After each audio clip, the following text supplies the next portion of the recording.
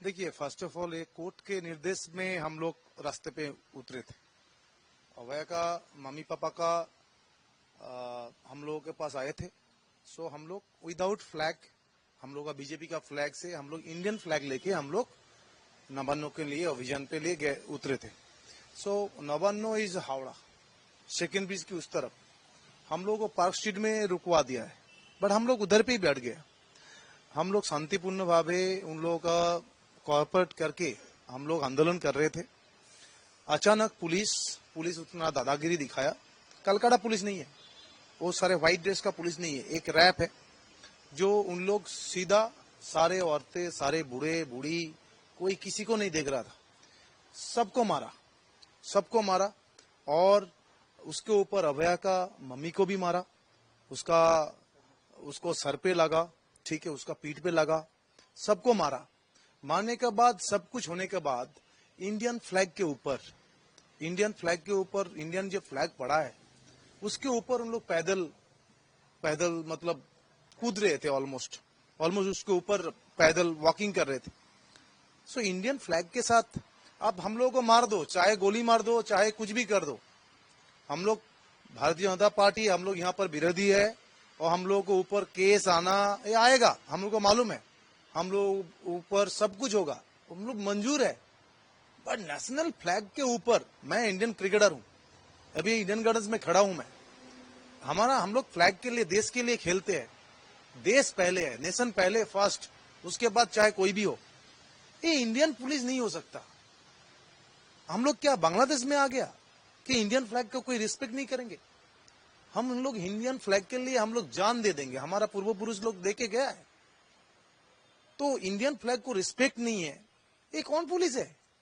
ये पुलिस है क्या? बताइए हमको। इंडियन फ्लैग के ऊपर पैदल चलना, अभय का मां को मारना, पब्लिक को इस तरह का ऐसे मारा, मतलब पुलिस ही तांडव चला। किस लिए भाई? क्या हमारा क्या है? हम लोग एक लड़की का रेप करके, धर्षण करके 1 साल हो गया, उसको कोई इंसाफ नहीं मिला, उसके लिए हम लोग रास्ते पे आया, हम लोग को मारोगे? और नवान्नो कहां पर है? पार्क स्ट्रीट से नवान्नो लगभग 15 किलोमीटर दूरी है, वहां पर हम लोगों को मार रहे हो। पश्चिम बंगाल में आईन श्रृंखला कहां पहुंच गया बॉस? हम लोग तो ये सोच के ही हम लोग मर जाते हैं बस बॉस, कुछ भी नहीं है। आप टीएमसी का कोई नेता अगर कहीं पे जाते हैं ना, उसको हजारों पुलिस दे के प्रोटेक्शन में भेजते हो। हमारा विरोधी दलों नेता कुछ बिहार गया, कोर्ट का निर्देश में गया, वहां का एसपी नहीं है, वहां का ओसी नहीं है, वहां पर पुलिस नहीं है, सिर्फ रोहिंग्या लोग, उनके ऊपर अटैक कर दिया। अगर ये अभिषेक बनर्जी जाता, 2000 पुलिस उनका पीछे 5 दिन से मीटिंग प्रोग्राम करते। तो सिर्फ शासक के लिए पुलिस है क्या? पैसा वहां से मिलता है, टीएमसी पेमेंट करता है पुलिस को। ये बंगाल का पुलिस नहीं है, ये ममता का पुलिस है। ये ममता का पुलिस है और ममता का पुलिस को जवाब देना सही है। अगर इसके लिए मेरे को जान भी जला जाए, मेरे को अगर अरेस्ट भी करके लेके जाए, अगर मैं एमएलए भी ना रहूं, मैं आम आदमी होके भी अगर कोई नेशनल फ्लैग के ऊपर, इंडियन फ्लैग के ऊपर कोई लात मारेगा, कोई उनके ऊपर चलेगा, तो मैं बर्दाश्त नहीं कर सकता। मैं simple as a Indian, first India नहीं रहेगा तो कुछ भी नहीं रहेगा बॉस।